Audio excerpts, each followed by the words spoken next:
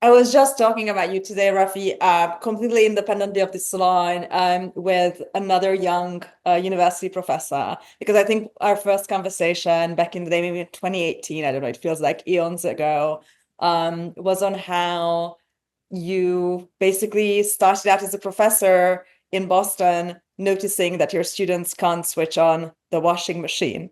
And as I think about that today, it seems like almost as an important realization as the fact that they didn't know as much math yet as they would after attending with you. Yeah, I think for me, like one of the big moments that led to creating the course and eventually the book was like I did career coaching when I started at Boston College, and the students would come in to prepare for interviews for management consulting because my first job was in management consulting. And I'd ask them, why do you want to work in consulting? And they didn't really know the answer. And then we kind of delve into the why of like, why consulting? Well, it seems interesting. Why does it seem interesting? Going why, and eventually get to the point that it's like most of these students had no clue what they wanted to do with their careers. They felt like they had almost no marketable skills that they had learned in school, and they were $250,000 in debt. And I feel like the university, I mean, not to single out BC, they're actually not as bad as some of the other ones, right? But like do a massive disservice to students by not setting them up, not just not setting up for success in their career, but not even to like know what kind of jobs are out there, right? If you go to college for 4 years, the only kind of job that you're exposed to is being a professor. And very few people want to be a professor. And even fewer of those people should become a professor. And so I feel like a great service that students could have would just be some kind of like list of like all the jobs that are out there, right? Like, what a teacher, a fireman, and a police officer do, but like, do you know that, you can go to like finance, but in finance, there's like a zillion different things there. And you can go to like energy and there's a zillion different things there. And just to see like what kind of skills and interests do those different jobs require could be a good starting point. So that was like one of the sort of threads that led to all this. So I know we have some other people who have just joined, so we're going to kick things off formally and start by introducing Raffi, and we'll definitely get into the career questions down the line as well. But Raffi, we're so excited to have you here today for this salon on your great new book, which is How to Be a Grown Up. And this is your second book, and it's a bestseller and recently selected in Oprah's list of best books for recent graduates. So congratulations. Thank you. Tyler Cowen, who we all know and love very well, has mentioned that if you had to follow the advice of one book, it would be this one. So we're excited to read it for those who haven't read it yet and to ask you more questions about it. But besides I that, couldn't tell if Tyler's blurb was a backhanded compliment or not, because he's like, if you follow the advice of one book, but like maybe he's like, you should never follow the advice of any book. I take it.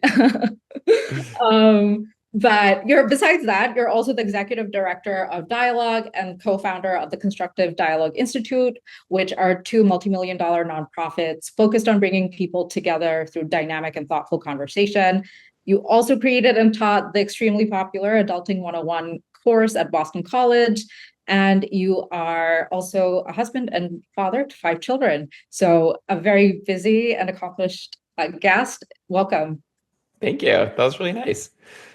So your book ranges from the philosophical, like how to find your purposes, to the very tactical, such as how to write an excellent business email. And I've definitely used your tips recently to good success. And what stood out is that it's always engaging, actionable, and there's a dose of humor. So I definitely wished I had this book when I was in college or thereafter when I was trying to figure out like, hey, why do I need a credit score to rent an apartment? Or how do I maintain my relationship with my parents as I enter this new phase of life? But even now in my 30s, this has been like a really wonderful read. And I'm excited to discuss this with you today. So just to kick things off, in your opinion, what makes someone a grown-up, and why did you decide to write this book now? I think that there's an emerging branch of science and psychology called adult developmental psychology, which basically aims to answer that question: what is a grown up? What is an adult? And they posit that just as children go through developmental stages, adults do as well. But unlike children, the stages of adult development are not tied to specific ages. So it's not like as soon as you get to 30, you're grown up and you know what you're doing. People can spend their whole life sort of in an adolescent phase. Some people can mature from that all the way, through other stages. And the key phase transition that in my mind is what really being grown up is what they call the self-authored mind. So it's coming to a point in your life where you're deciding for yourself what you want out of life and why. And the reason that's important is that most people just live their lives on autopilot. Most of the decisions you're making every day are not conscious decisions. They're just born out of habit. And most of these habits are born out of all these assumptions you have about what makes a good life. I should be doing this. I should be doing that. I should not be doing that. And those assumptions come from your parents. They come from your peers, your teachers, your social groups, and what your friends thought was cool. A lot of song lyrics that you've listened to, Disney movies, TV shows, right? All these beliefs that you've unconsciously assimilated about how to live a good life.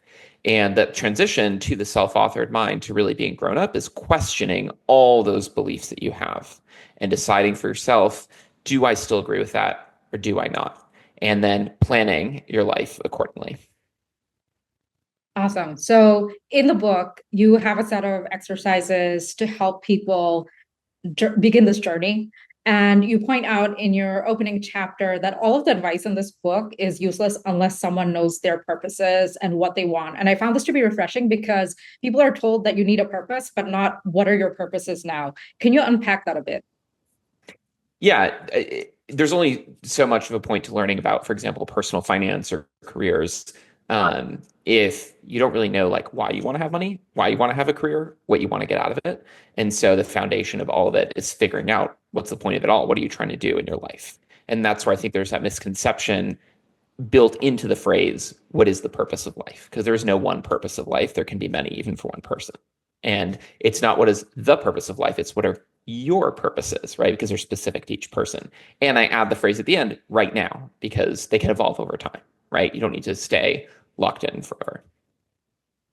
So when you've evaluated what are your purposes right now, is there one purpose or one line that's survived every revision in your Google Doc? That's a great question. I think, yes, there's two I think that have survived. It's like the macro and the micro of like how to be a good person, right? It's like try to do something that's important and helpful for the world and try to be a good person, like to the people around me in my day to day. And then everything in between keeps changing and still trying to figure out. Uh-huh. And I was curious too, how often do you encourage people to evaluate their purposes so that they're looking at them periodically, but also with enough time between them so that they can really let their purposes sink in? Yeah, the key is not too often, because then you're putting yourself through an existential crisis like every day. And that's probably too much. And the key is also not too infrequently, because then you're just living on autopilot. And so it really depends on the person, but something like a once a year check-in and maybe once every 5 years, like major check-in could probably be right. I assume each person will figure it out for themselves. I think that the helpful framework that I use is to commit to something for now. So once I've gone through this exercise, let's say for the year, and decided like these are my purposes right now, then I know that pursuing this goal is going to help me, right? Taking this job or going to grad school or getting married or whatever it is, like that's the right move for now. And it's possible in the future that I'm going to reevaluate and decide that this action is no longer in line with my purposes, or my purposes have changed. But I don't want to do that reevaluation every day, because then you're questioning the commitment, and that obviously makes it very hard to be a good student, be a good employee, be a good husband, that kind of thing. And so basically the framework is, okay, I've gone through the whole exercise, commit for now to the decisions I've made. And then once enough time has passed, I can question how I'm feeling about it and if I want to dig deeper or not. Is this an exercise that you undertake alone, or do you also do it with your wife and your friends? And how would you recommend people get into the habit of doing this? I do it with an audience of random strangers. It's being live streamed to Twitter. I think all of the above are good ways to do it.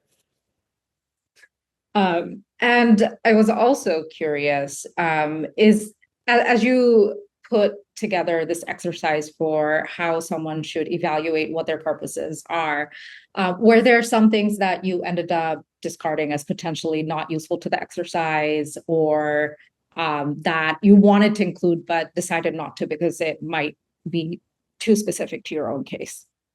Yeah, I tried to isolate like what are the basically key dimensions of life, but it's just so individual to different people. It's kind of hard to lay it out. And so similar to as I was saying before, we sort of officially started about like listing all the career options that are out there. I think it'd be helpful for someone to see like these are all the different areas of life in which a person can find meaning, but then for each person to pick and choose those for themselves. And as part of this exercise, you encourage people to evaluate which of their beliefs are hollow, things that they've absorbed through society, through peers, through things they've consumed, and which are truly hard-won beliefs. As your students and peers have undergone this exercise, are there any hollow beliefs that come up quite often, or beliefs that you found surprising that people have learned to challenge? One of the big ones was go to college, but it was too late for that for these college students, unfortunately. I think a lot of people are programmed with that autopilot of like the way to succeed is to get a college degree. And I think it's certainly true for a lot of people for multiple reasons, right? Some people learn a lot of things in college. Some people actually their college degree is very useful for their profession because they're doing pre-med or engineering or something like that. For probably the vast majority of people, just having it as a signaling device is very powerful. And for better or for worse, we live in a society where like you need the college degree just to apply to entry level jobs, which I think is not a good thing, but that's the world we live in. And so it might make sense. But then there are other people for whom none of those reasons apply. And they were actually stuck on autopilot. And as a result, they wasted 4 years of their life and accumulated a lot of debt. Yeah. Given that this is such a foundational chapter, and I think one that people have grappled with throughout life, I will open it up for some questions from the audience too right now. So feel free to raise your hand or chime in with questions or post them in the chat, and then I'll call on you.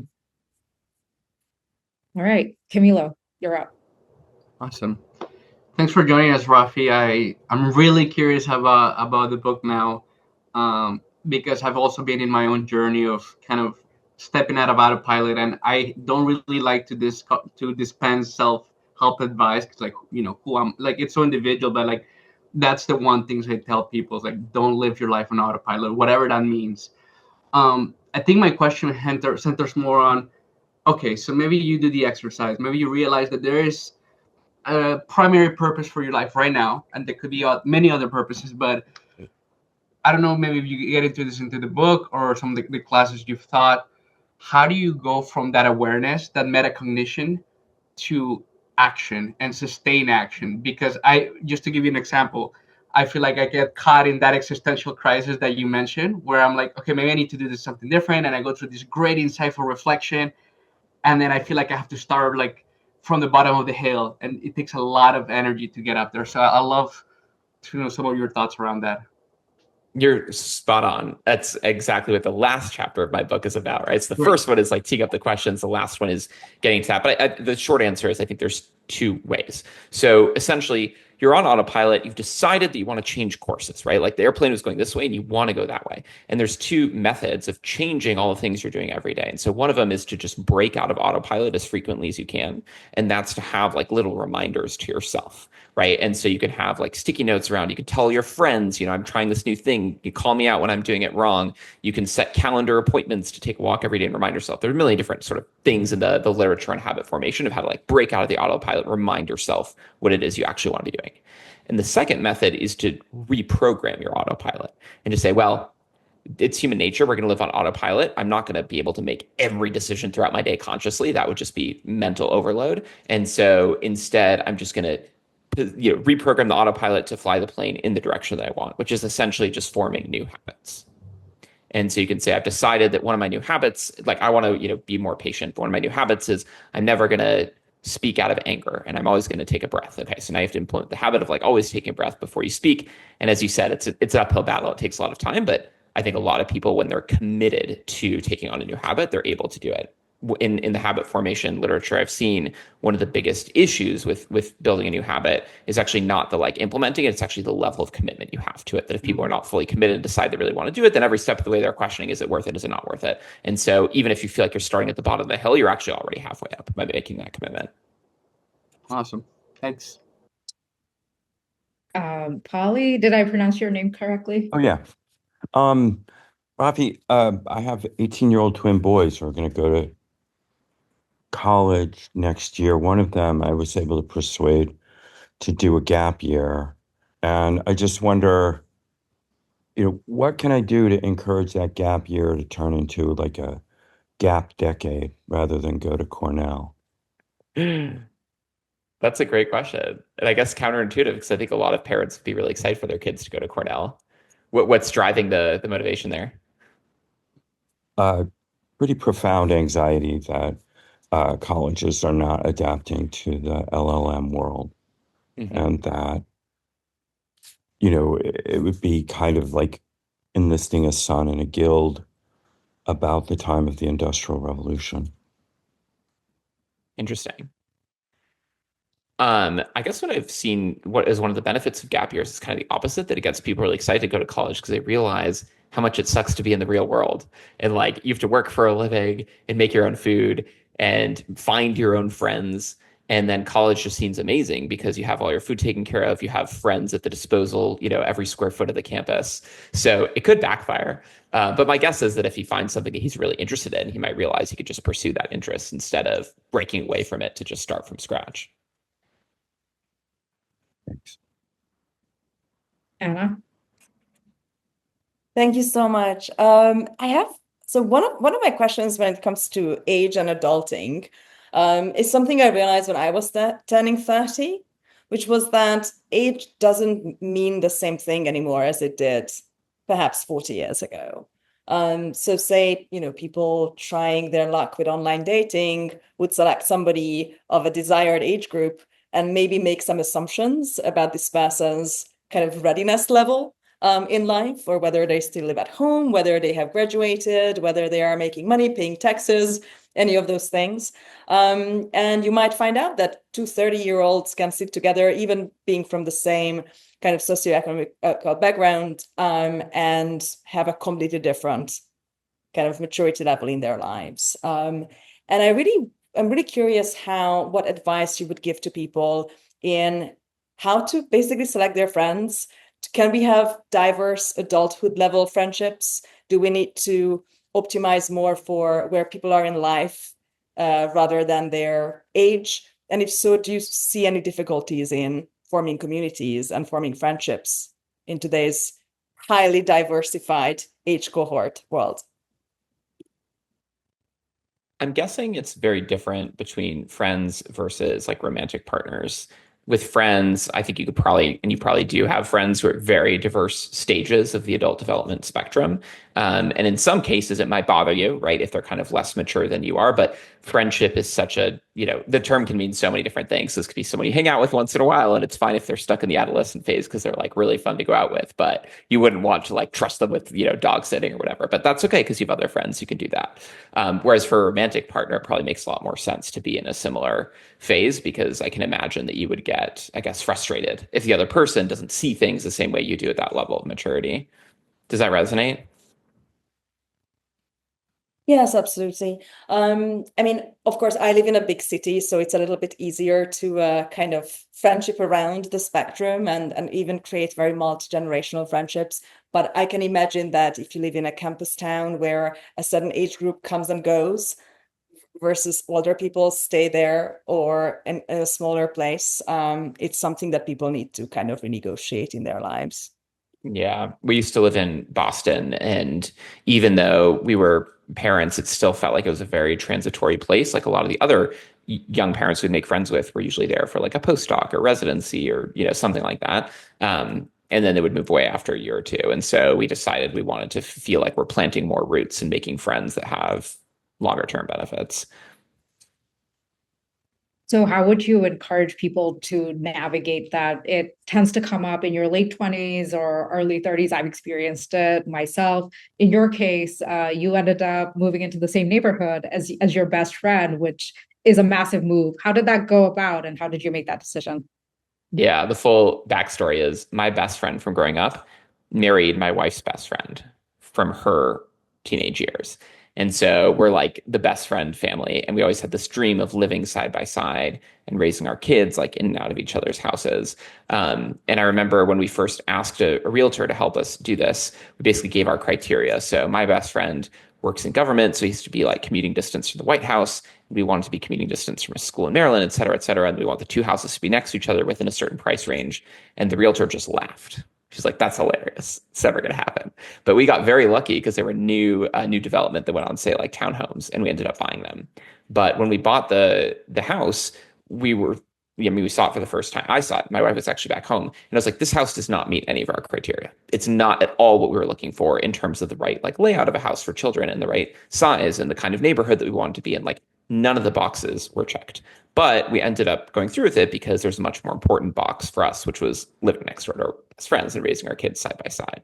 And so it's like that metaphor. I don't know if you've heard this of, filling a jar with rocks, that if you start with the big rocks and then have to add the small ones, you can't fit as many. But if you start with the small ones, then you can't fit the big ones. If you start with the big ones, then the small ones will fit in the cracks. And so it's a similar thing where it's like we decided one of the big rocks for us was making this dream a reality of living next to our friends, and all the small rocks would fit in around that.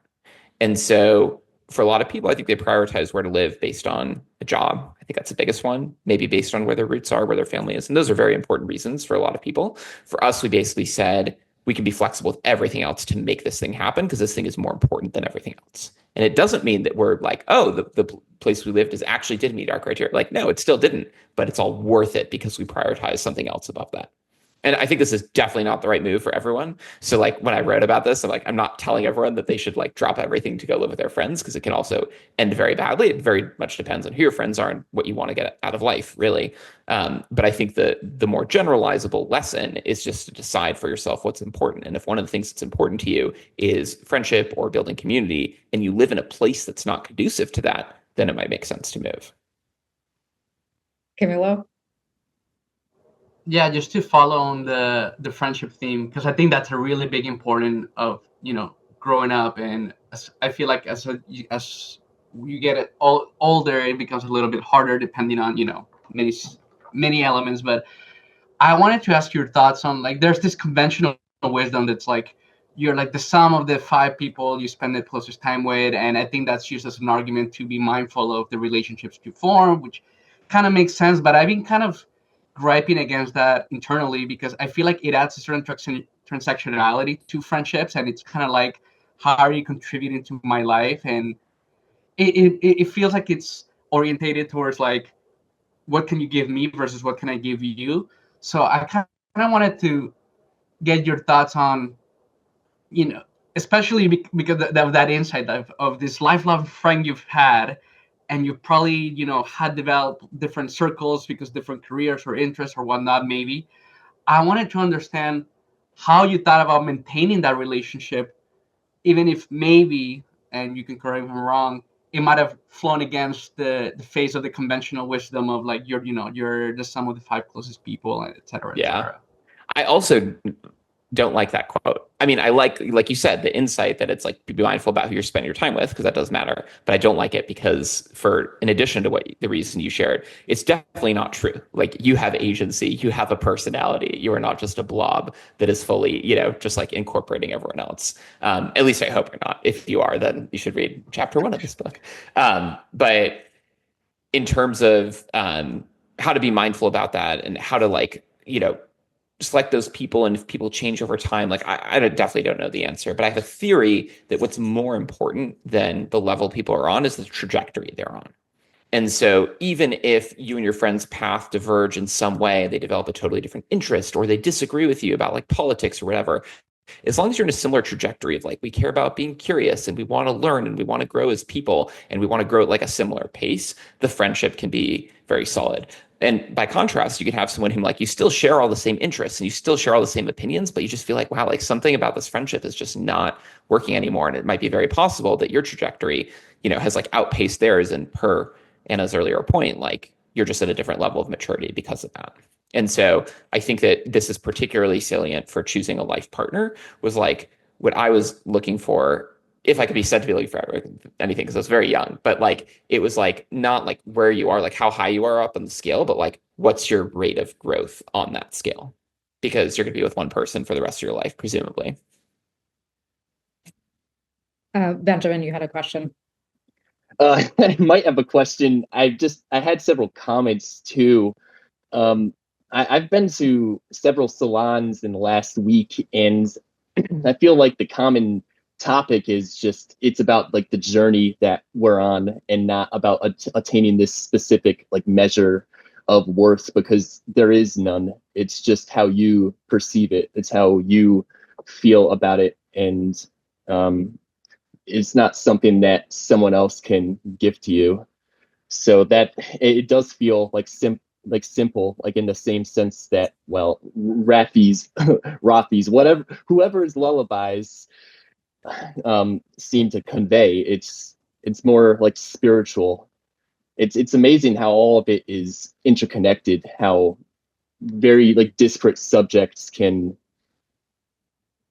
they're all linked to the same human experience, to just like there being like a deeper meaning, and as well as like ethicality to it.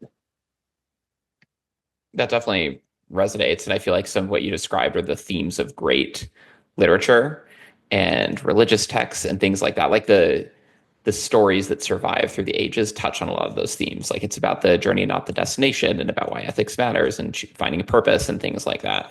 And so I'm guessing that, I have no idea which salons you went to, but it's possible you went to ones that were discussing literature. It's like, maybe that's why the literature endured, because those themes are eternal. And also they haven't been solved, right? Like anything that can be solved, we would have the answer and everyone would do it the same way. I think parenting is a good example. A lot of people have asked, like, oh, are you going to write a book about parenting next? And I'm like, definitely not. And also, I don't like to read books about parenting for a variety of reasons we can get into. But like one of the reasons is people haven't figured out how to be the best possible parent. Because if they had, we would all just do it, right? Parenting is really hard. And if someone had all the answers, I would definitely just take the answers. But the answers don't exist. Or if they do, we're like thousands of years away from solving them. And I think it's very similar to these questions about purpose and things that people grapple with, is like, there is no solution. If someone says they have a solution for you, they're probably wrong. Their advice is probably tailored to what worked for them or what didn't work for them. And then they're telling you to do the opposite. I think it's a lot more helpful to give people the knowledge or the frameworks, like the ways of thinking about things, to process that information, make those decisions for themselves. Eugene?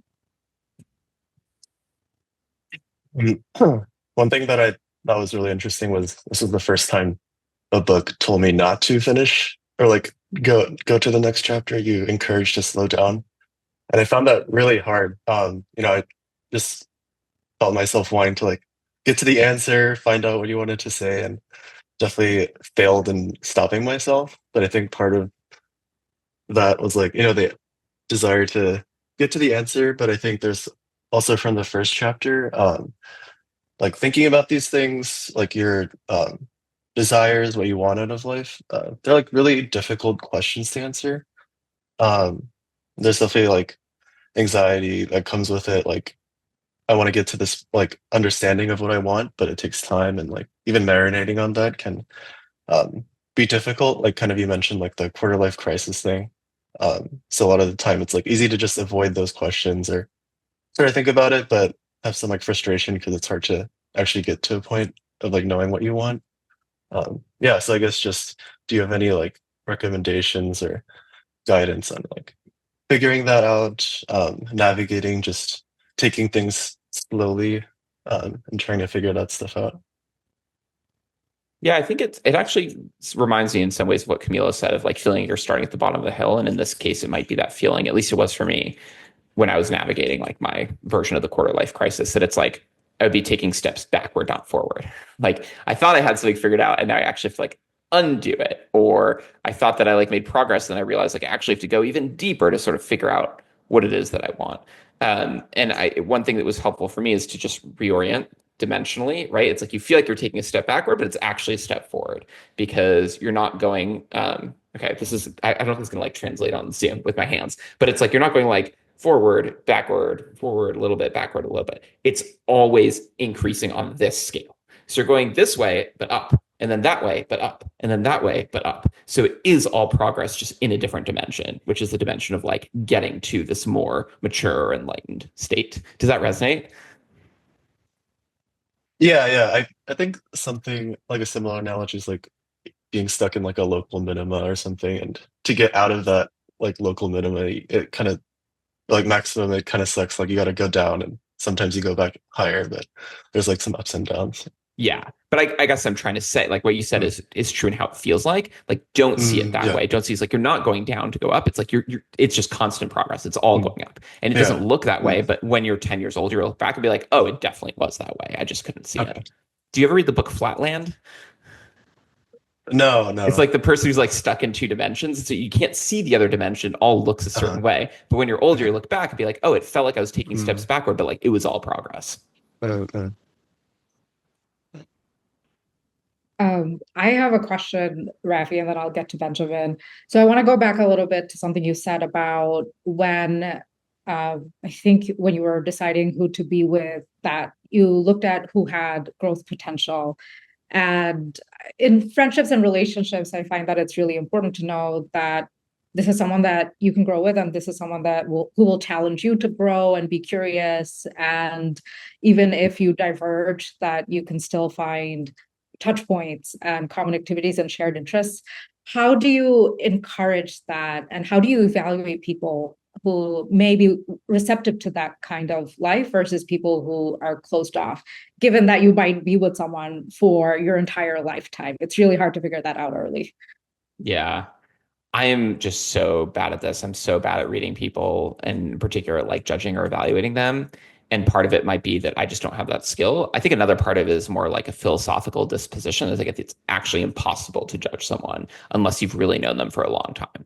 Like, I feel like the amount of time that we spend with people as adults is actually a fraction of the amount of time we'd spend with friends as children. Like when you're in school, if you had friends in school, you were in almost all the same classes together, and you'd go to the same activities, and you'd hang out after school. Like the sheer number of hours there is so much greater. And so it was definitely possible, I think, to really get to know a person and like who they are. And of course that would change as they get older, but at least at that time. And then as adults, it's like we just spend relatively little time with everyone in our lives compared to that. And so to say like, oh, I've made a friend as a grown up and we've been friends for like 3 years. Like, what do you think about them? Are they a good person? I was like, I think they're a good person based on the interactions we've had, but like we've never been through like a really tough situation together. I don't know like how reliable they are. So I guess I'm saying I have no idea how to do that, but actually it may not be possible at all unless you've been, maybe if you've been married to someone for like 80 years, then you can like really know them. Or if you have a treasure chest of rejections that you both share and like that. Yeah. Benjamin. So I was going to mention this earlier, but I just graduated from college last year, so I'm part of your target audience. And I was just thinking about what Paulie said earlier about his son wanting to take a gap year. And well, I wish I had a gap life, because college it's like throwing one, I don't know how to say it exactly. It's just like specializing in a field, or thinking that like being at this position, or doing like this thing, like that's the right way to go. That's the only way to go. Like you have to finish everything you do. It's like it can be a defeatist mindset if you're like too overconfident in what you want for yourself. And it's like, I was thinking of this analogy earlier, like if you chain a dog to like a pole, and then it can like run around the pole as if it were tracing a circle. It's like no matter where it is, no matter what it chooses, it's still chained to the same pole. The outcome is the same. So it's just better to, like you said, worry about the experience, and the experience is multitudinous. It's it's just something that has too many dimensions for us to perceive, and so we conceive of them as just one, as this sort of like conscience, which like ties into like this universal consciousness. Some people call it God. Some people think it came from like emptiness. Whatever you think it came from, there's something that is there like undergirding everything. And I think it lends itself to the best innovations being made because like multiple fields were synergized.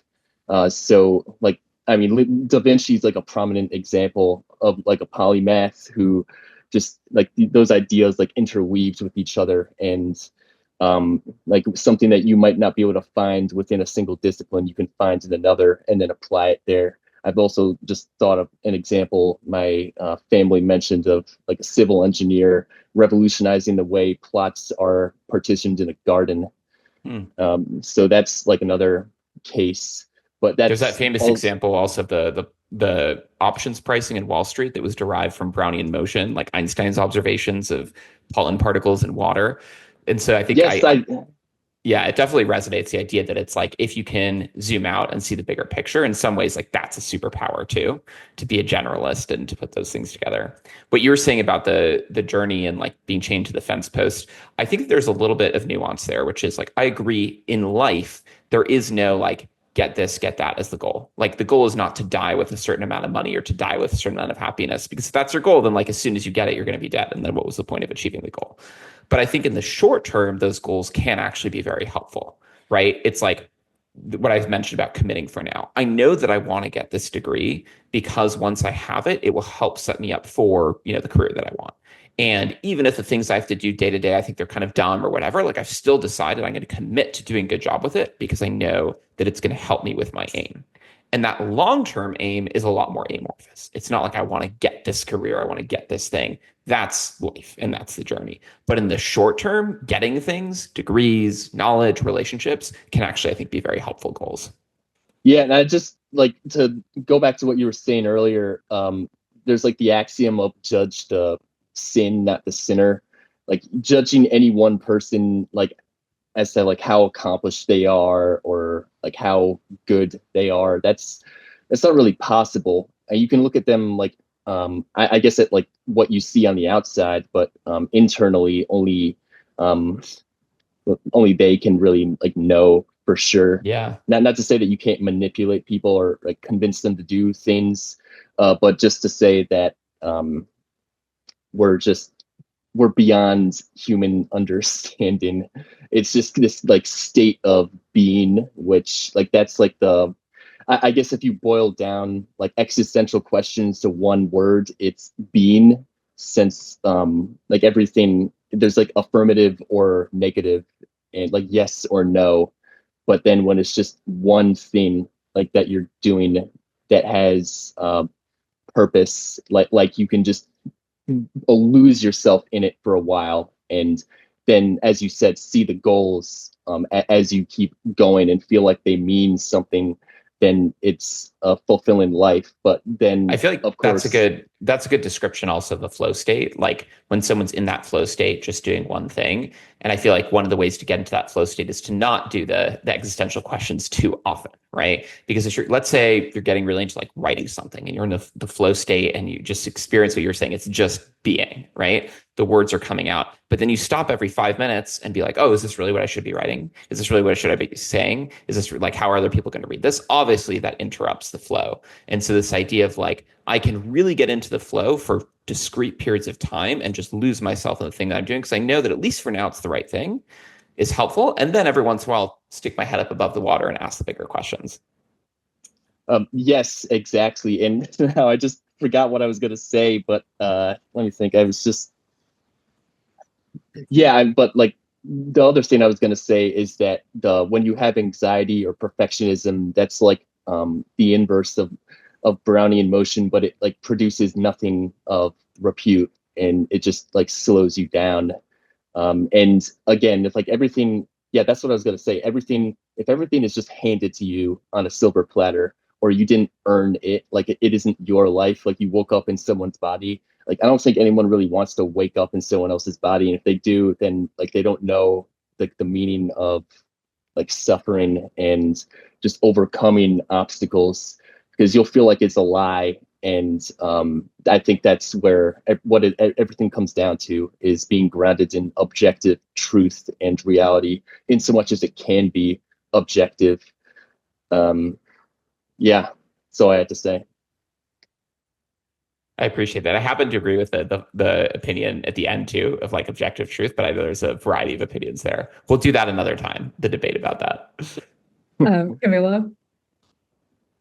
Not to change topics, but reverting back to the relationship topic, because I love the insight or your appreciation that it's objectively hard to really judge people. But I wanted to ask you, in the context of your relationship and eventual marriage, there must have been a judgment by which you decided like this is going to be the person I'm going to be with for the rest of my life. So I'm curious about, not to get too personal, you can kind of disregard if you want, but I want to understand like what was the moment where you decided like, this is the person I'm gonna marry? And like, yeah, I just wanted to understand like what was that dialogue and that judgment you made? Yeah, I don't have a moment or an emotion. I have a framework, two frameworks. So the first one is, I think one thing that really helped me is letting go of the notion of certainty. Like I remember actually it was on the day before my wedding, one of my best friends asked me, because he was also in a relationship and deciding if he wanted to get married, like, how are you so certain that you're making the right decision? And I was like, I'm not like, I'm like 90, 95% certain, which seems pretty good, right? That's like a very high confidence level for a decision, but there's always the uncertainty. Like you never know what's going to happen or if you're making the wrong decision. And so to me, the missing 5 to 10% is love. Like I love my wife. And so if I like throw the caution to the wind, that remaining 10% will sort itself out. The other framework that I use to help people decide, like, should I commit or not commit, in this case to a relationship, is you could think of it this way, right? There's a bunch of things about the other person that you'll learn over time. And some of them are good, meaning you like that about the person, it makes you compatible with that person. And some of them are bad, meaning like they're not good, you're not compatible. And so once the good pile is a significantly, enough amount higher than the bad pile, you're like, okay, I want to commit to this person, right? The bad pile is small enough, or it's small enough relative to the size of the good pile that like the relationship is worth preserving at all costs. The problem is, you can never really get to that point, like I said, unless you've been with someone for like 80 years, right? And so what I introduce is there's also the unknown pile, right? There's a good pile, the bad pile, but most of what you have is the unknown pile. I've never been in a stressful situation with my partner's like parents. We've never had to go through X thing together. I've never seen how she reacts to Y.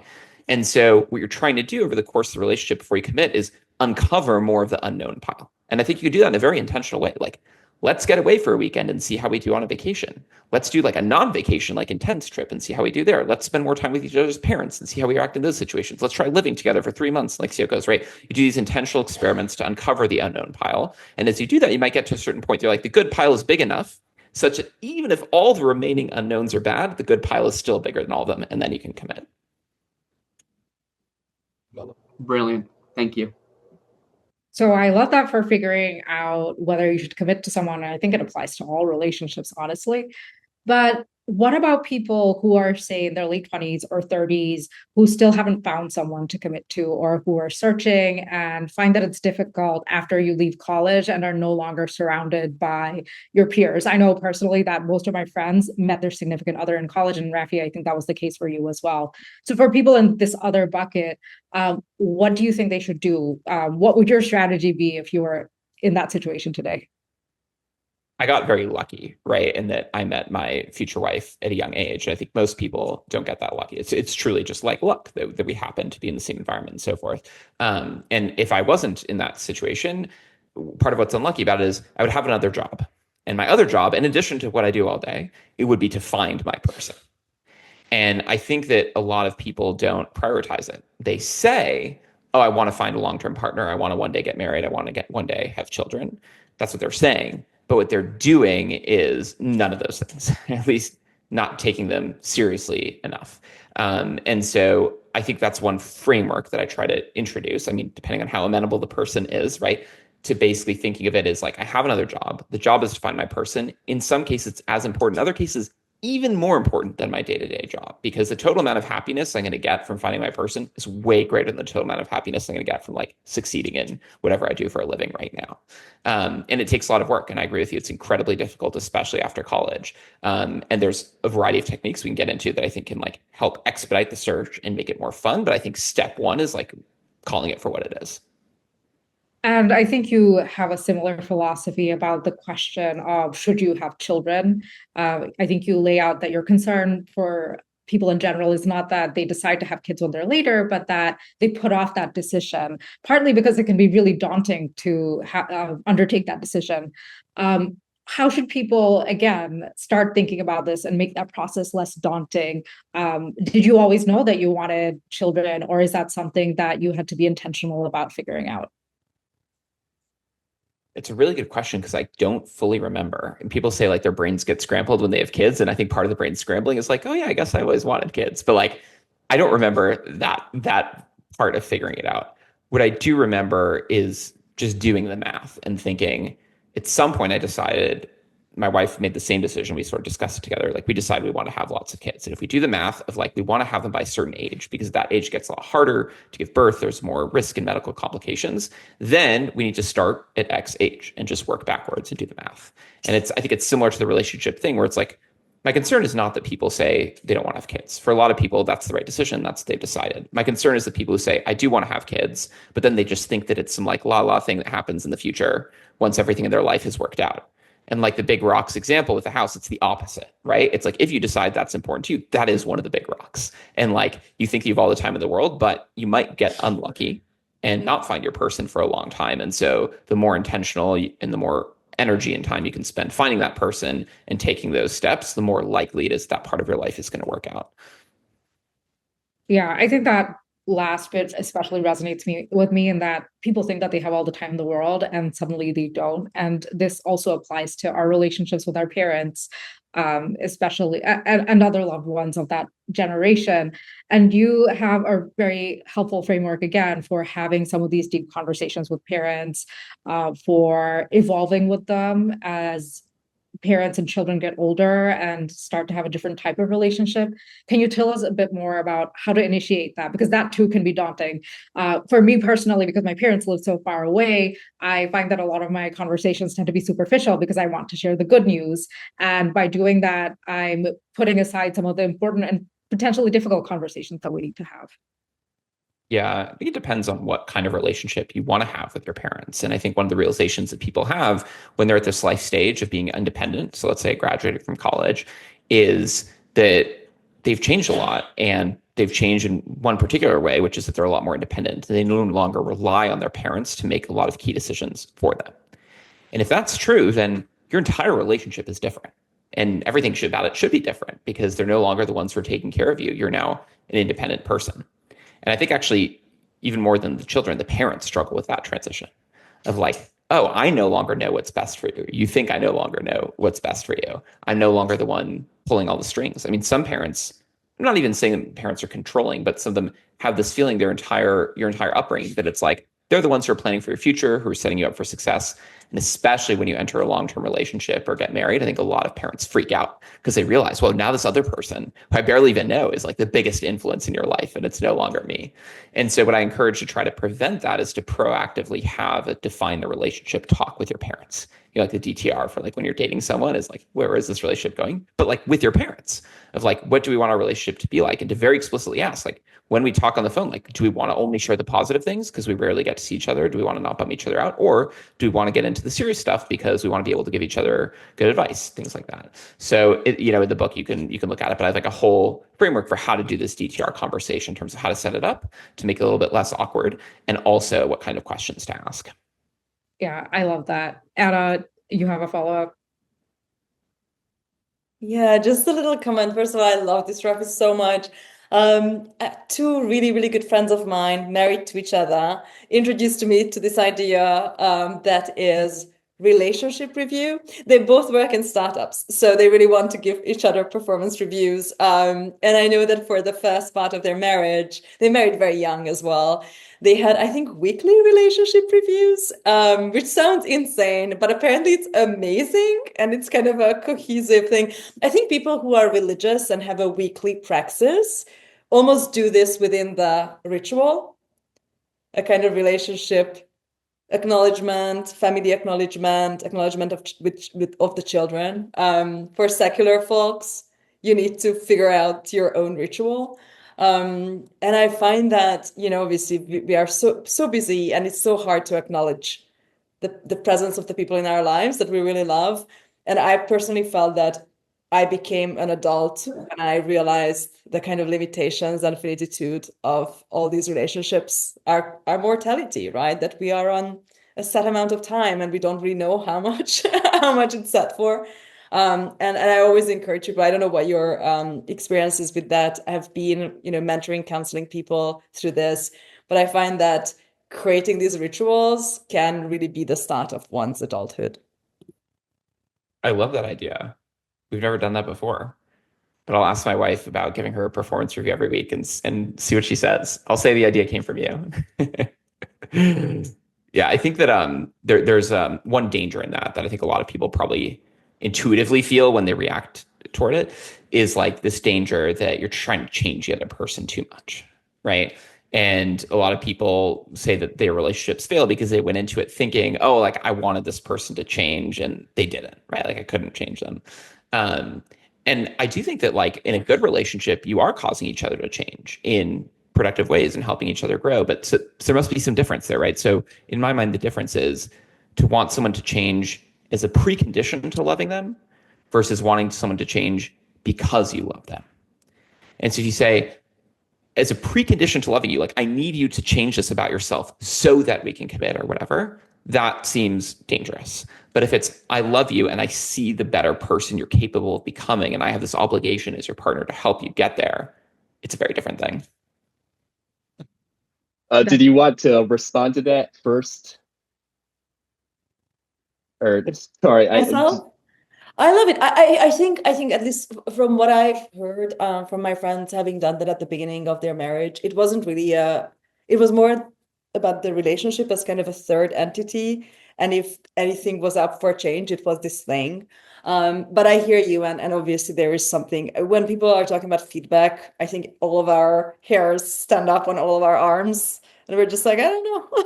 I don't know if I want to hear that. But I love your distinction. I never really considered this precondition versus, just existing in someone's best interest. And I think we have that from our parents when we grew up, if we're lucky. But with another person, we can't take it for granted, and we have to choose really well everybody in our lives. Thank you so much, Raffi, for that.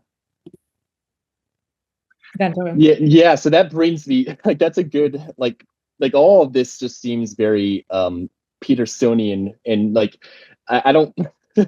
I'm really not an academic type of person. Like I have a lot of issues with academia, but yeah, you mentioned the term self-author mind, and I couldn't help but think of the self-authoring program by Jordan Peterson and a few other psychologists. So I wonder if you like knew about that. And then also just as far as relationships go, I think like one of the core issues is that people they strut and fret their hour upon the stage as someone else other than themselves.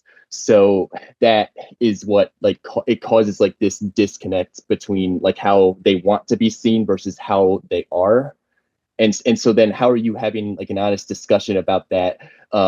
And maybe the other person thinks, well, this is how you presented yourself. This is like how I want you to be. And like, why are you doing this now that like I'm living with you, now that I like know you better? I think people can change in a relationship. It's just there have to be like this shared set of values to start. Like I don't think that it's typically going to work out when it's like they're so like opposed to each other. That definitely makes sense. And I think one of the benefits of commitment is that you can start revealing more about each other with less fear or danger, right? So I feel like if you're in an early stage of relationship and you're deciding like, do I show this side of myself or do I share this opinion? There's a little bit of risk, right? Like what if it turns off the other person? But the nice thing about being committed is you say, well, there's no risk there. We've already decided we're going to stay together no matter what. And so then it becomes less of an exercise of what do I share or how do I judge what the other person has just revealed to me? And instead becomes more of an exercise of like, let's get to know each other as well as possible because that's now in everyone's best interest. Yes. And I mean, it is like, I mean, you don't want to have an infinite impulse. Like that's like a theoretical concept in like electrical engineering, mathematics, like just scientific disciplines in general. And it's like impossible. You have to like spread the impulse over a certain area, and you increase the intensity like over time. Like you can't just drop like your whole like traumatic childhood or like or whatever like in like the first hour of meeting someone. So I mean it's just like naturally evolves, and you get the sense of whether you can trust someone or not based on like what they're sharing, why they're sharing it, and yeah, that I mean that's just it just comes down to if someone is being like honest. Like it really is just the truth of things. And I know that's a separate debate, but I think the world and like everything is meaningless if there isn't any objectivity to it, because like who are you to judge what someone else, like the actions of someone else, like the Soviets or the Chinese or the whoever in the 20th century, and like the 100 million people that died from all the atrocities from then, because they were just doing what they believed was right. Like if it's really subjective and they really believed it was right. And I mean, I can just personally say, like, having thought about this psychologically, people sometimes do things not because they're right, but because they're wrong, and they have a deep spite and hatred for existence, and that includes misanthropy, like just wanting to punish people because they feel horrible and want to put that on someone else so that they know how it feels. Like misery loves company, basically. Raffi, did you want to respond? Otherwise, we can pivot to a different topic as well, because I have plenty that we can discuss. And we I guess just being mindful of the time. We can go on to another one. That's fine. Okay, perfect. So you've got a wonderful section on thinking about careers, because we spend so much of our lives at work, and yet when we enter the workforce, we are not really prepared for it. One of the things that stood out in that section for me was that you emphasize that successful people are able to identify what they do better than anyone else, what their superpower is, and then they build their careers around that strength. And yet schools and even many managers are really push individuals to become well-rounded. Why do you think that is? And do you think your advice is more relevant, that advice is specialized once someone has figured out what their foundation should be? Yeah, I guess I want to distinguish, right? My advice is definitely not necessarily to specialize. It's more to figure out what are your superpowers. And I define superpowers as something that you're better at than the vast majority of your peers, and you enjoy doing, and you care about getting even better at. And someone had a great quote recently, said, some people are lucky because they're born thematic, meaning all their superpowers coalesce into something obvious. So you think of like Michael Phelps, for example, the Olympic swimmer, right? It's not just one superpower that he's a great swimmer. It's actually a confluence of many things. Like he was born with a really long wingspan, and he's very like athletic just in his like body type and physique. And he's really good at the mechanics of like doing this thing. And he's really self-motivated. And he doesn't dislike getting wet, right? Like a lot of people hate getting wet. Like imagine if Michael Phelps just like never went in a pool as a kid because he hated getting wet. So like, he had 100 different superpowers that all became being a great swimmer. And that's very lucky. I think most people That's also hilarious, by the way. That is so funny. I hope all of our audience is laughing their heads off. It's the opposite of the Ryan Lochte joke that Seth MacFarlane did on SNL back in the day, where they invite Ryan Lochte, who was like the pretty boy, less successful Michael Phelps, and he's sitting there on TV and he says, "Oh, it feels so weird to be dry." That's great.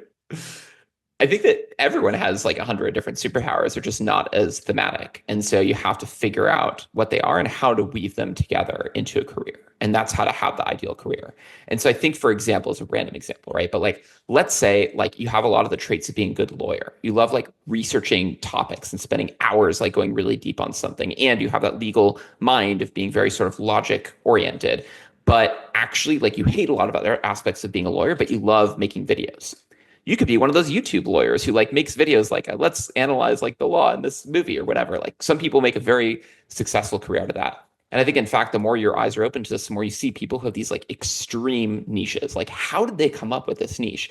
I think sometimes it was luck and they stumbled into it. But a lot of the times it was just like, these are the different things I'm good at, and these are different things I'm not good at. And like, if I want to put them together in an optimal way, what's going to come out of that is not going to be a conventional career. It's going to be something that I have to define for myself. And maybe I can find a company that happens to be hiring for it.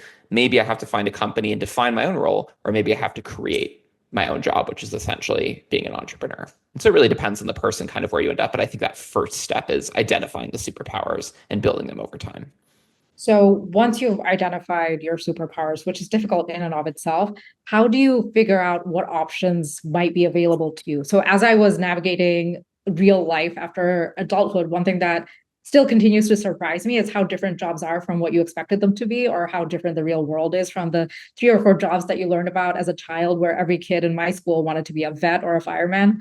And so how do you go about that when you don't really know what real world jobs involve or what options are even available to you?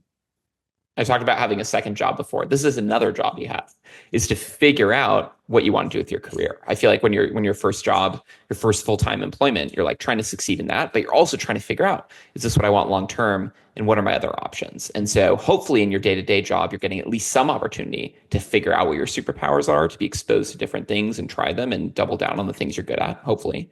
But then at night, you have to say, okay, like, what is my long-term plan? What do I make of all this? And I think the most helpful thing there is networking, which just means talking to other people and figuring out what it is that they do and do they like it. I used to hate the term networking. It was like physically revolting to me because it just sounded so unpleasant to like have to wear like a tie and like shake hands with people and exchange business cards. And I'm more of an introvert, so I never liked that. But I just changed my frame of mind of like networking is really just finding things that I'm curious about and finding people who do that thing and talking to them and just learning from them. Is it really what I think it is? And do they like it? And if they do like it, okay, what are the skills that they built or the experiences they gathered that help them get to where they are? And then I always ask at the end, who are 2 other people that I should talk to? And so I found that I was able to build a network, not through this like mechanistic, social climbing type of thing, but more just following my curiosity. And I found that most people want to help, especially if you frame your request to them as like, you can help me. So someone reaches out to you and says, I'm at a juncture in my career. What your day-to-day job looks amazing to me. And I want to learn from you what it's really like and how you got to where you are. And I think that with just 10 minutes of your time, you could change the trajectory of my career. How could you say no to that? Most people don't say no to that, and they'll end up talking to you. Yeah, I love that. So what that I'm hiring right now, and when people reach out to me asking about like, hey, what do you actually do day to day? I try to share a bit because it might be what they are dreaming of and it might be totally different. And I'd rather give them that information up front. But helping also goes both ways. I think even if someone feels they're early in their career and feels like they don't have anything to offer, I've definitely felt that way myself, but I'll still try to say like, hey, is there anything that I can help you with? And often there are things that you can help more senior people with, or someone who's in a completely different industry. And I think that also helped me get over the aversion to networking, because like you, I'm also an introvert and it feels very, I don't know, sleazy sometimes. I like that question, right? Like, what can I do to be helpful? And I think even if you're young in your career, like I would love to meet more people in their 20s, obviously, because, this is who the book is intended for. But also like, I'm always trying to hire young people. And at the very least, like interns who can help out with random things. And as you get older, you're more and more disconnected from people in that age range. And so if some 20-year-old came to me and was like, I can help you network with potential interns and hires and stuff, I'd be like, that's amazing. That's a great way to help me. Exactly. Camilo? So on that vein, and this is definitely a limiting belief that I have around networking, because when I was much younger, I used to be a lot better about just kind of following that curiosity. And yeah, I didn't really have anybody closing the door. Everybody wants to help. Everybody wants to impart wisdom. And I was somewhat adept at asking, tactfully. For some reason, maybe lack of practice, now that I'm in like a second career arc where I'm doing something completely different than what I was doing before, and I would benefit from, that experience, that knowledge around what I'm interested about now, I have a lot more resistance, a lot more fear, not necessarily of rejection or, indifference. Like if they don't reply, it's fine, but of making a bad impression, of having the recipient be like, okay, this person just trying to like climb the ladder and they're just trying to get something out of me. And I'm wondering, you kind of addressed it a little bit in your previous answer, but I'm wondering, for people that maybe are relaunching their lives or career, right? They're kind of directing in a different way, and they might be a little bit older and feel like, the doors won't open quite as widely as when I was younger. How should we reframe those limiting beliefs around networking? I'm curious why you feel that way. Like you said that you're concerned that someone will perceive you as being like social climbing. I think that's a great question. I think part of it is because I feel like, because this domain is rather new for me. What is it, by the way? Sorry?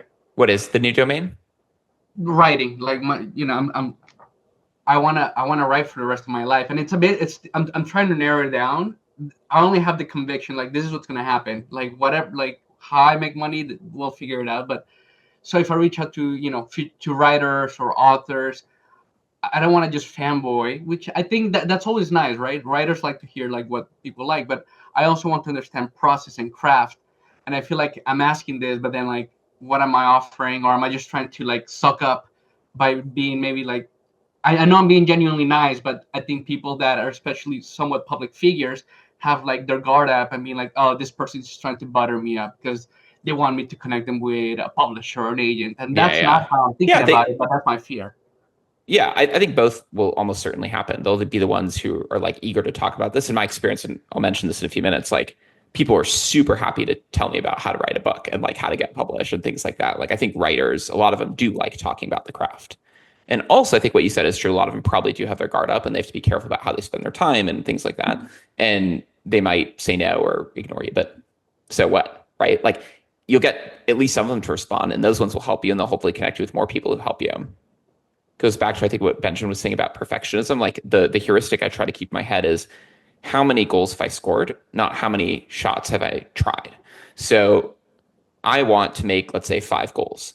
I don't care if I'm 5 for 5 or if I'm 5 for 1,000. I just want to make 5 goals. And I think the way to maximize my chances of making 5 goals is to try 1,000 shots. And I think especially if what I'm hearing is accurate, that you're kind of relatively new in this industry, and you're just trying to learn about it, whatever, like a bunch of people ignoring your email is not going to harm you at all long term. It's not going to impact your reputation as a writer or anything like that. And even finding one person who you really click with and who ends up investing in you and helping you grow and that kind of thing is certainly going to make that worth it.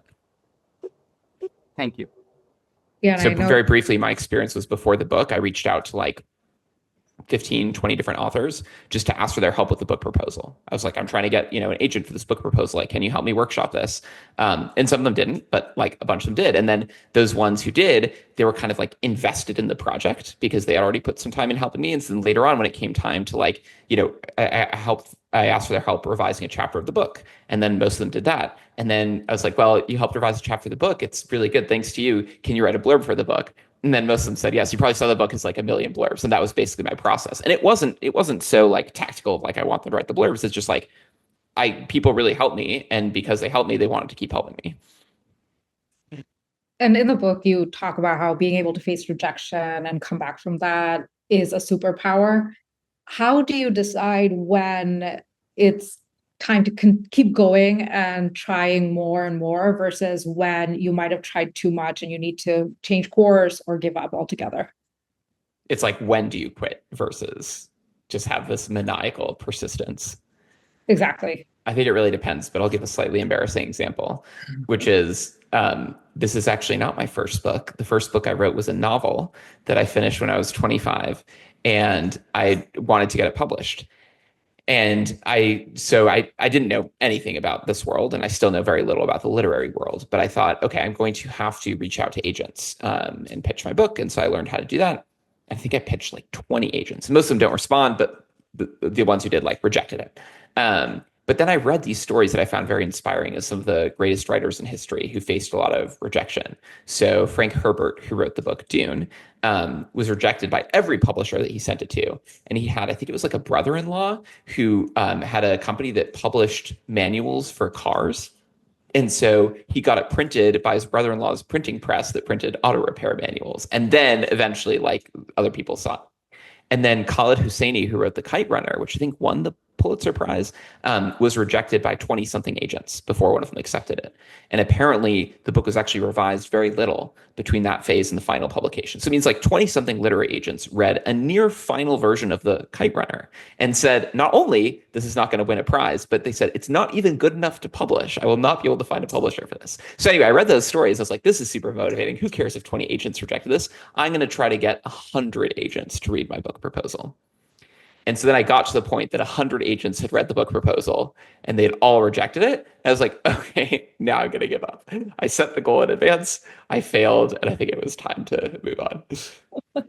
I love that. And you also have an exercise in the book for your readers to try and rack up at least 3 rejections and then to learn and grow from that. So for anyone who hasn't read the book, definitely check that out. I really enjoyed all of the exercises. I haven't done all of them myself, but I need to go back and work through some more. I know we've jumped around a lot through different chapters of the book, and we've touched on a lot of the major themes. I am curious, is there anything that we didn't get to that you wanted to share with this group? Well, I think we talked about this in the preamble a little bit. We didn't get into the personal finance topics, which is understandable. It's harder to do on Zoom. I do think that they're crucial and maybe some of the most crucial things I ever taught anyone. Like there was a short period of time where I was running a company that did personal financial literacy. And I think that the main reason for that is that the choices that you can make when you're younger really compound over time. And so in particular, when it comes to something like investing or not having insurance, unfortunately, making a few mistakes when you're young can set you up for failure that compounds over time. And so the very sort of quick version of this is young people come out of college. There's 2 things they never taught you. It's shocking they never taught you. The first one is if you don't save money for retirement, you will probably not have enough to live on in retirement. Social Security will probably not be enough, and who knows where it's going. The second thing, which is good news, is you actually don't need to save as much money as you think because of the power of investing. And if you make the right investing choices when you're young, that money can multiply by 40 times over the course of your career, and you can have more than enough to retire on. The problem with learning a topic like investing is it's really difficult because there's so much confusing information out there.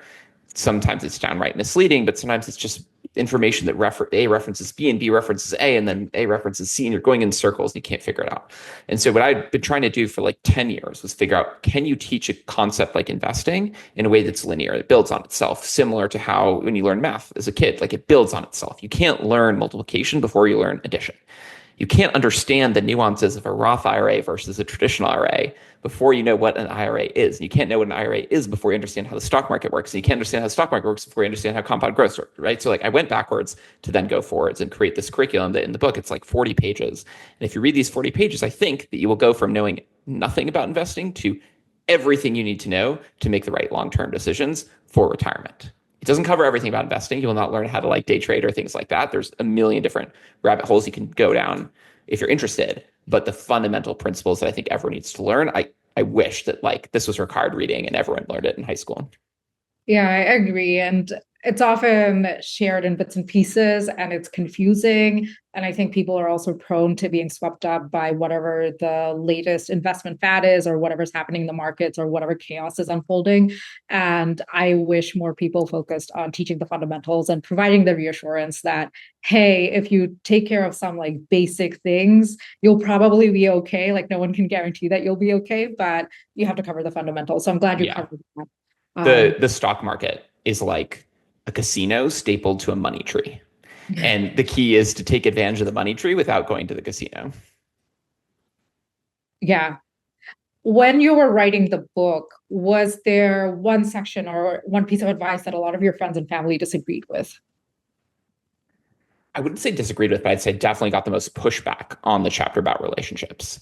And that general lesson about like, if you say this is what you want, prioritize it. My agent said not to include it. My publisher, the editor said that we should cut it. The friends who I asked to review it said that I should cut it. Pretty much everyone told me to cut it and I kept it. And I think the reason was they were concerned it's not going to resonate with the people in this target demographic of like early 20s, because people nowadays, they're like more free flowing. They don't necessarily believe in marriage. Like it's just going to come across as patronizing. I definitely did not want to come across as patronizing. I don't want to, tell people what to do with their lives. I think the lesson I just wanted to impart is if you say this is something you want long-term, then act accordingly. And here's some strategies for how to act accordingly. And so I think I was able to massage it in a way that hopefully, right, makes it feel like it's really just helping you think through a problem and how to get something you want out of your own life rather than someone telling you how to live your life. Yeah. And what kind of reception have you gotten from people in your target demographic? It's been incredibly positive. Yeah, incredibly positive. That like a lot of people say it's the most impactful part of the book, which is what I suspected. And I'm very glad to hear it. I love it. Camila? Yeah, way to follow your instinct. Kind of a similar question is, what do you have to cut of the final version of the book that if you were to ask to do like an expanded version, like maybe 2-3 years from now, you'd be like, all right, I'm putting this back in. I could go on for a lot longer about health insurance, but that was not that was not one of the things I cut. One of the things I cut was a lesson I taught actually in one of the weeks of the curriculum in the course about death. Basically, how to face your own mortality. Because I think that for a lot of people, it's fear of death can actually drive them to live their lives in a very unproductive way, sometimes in a very bad way. Sometimes I think a lot of the great conquerors in history who led to the deaths of millions of people were driven by this existential fear of like, I need to do something that matters, and it doesn't matter if the thing I do that matters is good or bad. I just need to do it because I'm going to die one day. Anyway, so that you could solve a lot of problems by helping people face their mortality when they're younger. And I got a lot of help from this from my wife, who's a hospice physician. So she works with patients pretty much every day who are on their deathbeds. And I think there's a lot of lessons we can learn from those experiences. Also, a lot of lessons we shouldn't learn from those experiences. Like, a lot of people say, live each day like it's your last to make the time matter, or whatever it is. I would never live each day like it's my last. I would spend my last day writing down my bank passwords for my wife, saying goodbye to everyone I know with like long, tearful conversations, probably eating a lot of fried chicken. I would not do that every day of my life. The motto that I like better is live each day like it's your first. Because what I've noticed since having children is children see the world through fresh eyes, which is what makes them so fun to be around. Occasionally, definitely not always. But when they are fun to be around, it's because they're like, oh my gosh, look at this, look at that. Like, how does that work? And so if I can live each day like it's my first, I can enjoy things as if for the first time. Like most people are living incredible lives. The amount of luxuries you get to enjoy compared to people 200 years ago are unbelievable. Most of the people in your life are people who you like. Otherwise, you wouldn't be hanging out with them. It's like you live an incredible life, but you're just so used to all of it. And if you could wake up each morning and experience it as if for the first time, I think that could be a formula for happiness. Yeah, I definitely agree. I have that conversation with my parents too, quite often, where they're panicking about the state of the world that we're all inheriting. And I'm like, isn't this the best world that you've lived in out of the world that you've lived in so far? And then they'll come around to it. You also have a good chapter that we didn't get to on thinking critically and questioning the things that we encounter and pausing and really looking for what's right and seeing if that updates our worldview. Definitely encourage people to read it. I don't think we think critically enough, especially because we're inundated with so much information. We don't need to do that one. We don't need everyone questioning what I've been saying for the last hour. Any other questions? I want to make sure that I give everyone a chance to ask questions. Cool. So I might have one. Can I just have an outro question? What's next for you, Raffi? You've taught us how to adult. I was joking before the audience joined us that every time I talk to you, you seem to have 2 more kids than before, which is so amazing. And sometimes you announce it to us via email, which is like the best thing to see in one's inbox. Thank you so much for that. What's next? And are you teaching yourself something as a parent when you're writing to young people? Are you already preparing your children for adulting?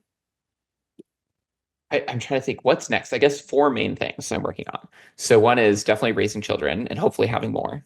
The second thing is running, my day job, running an organization called Dialogue, which brings people together from around the world for off-the-record conversations. And so that's going great. And I plan to continue doing that for a long time.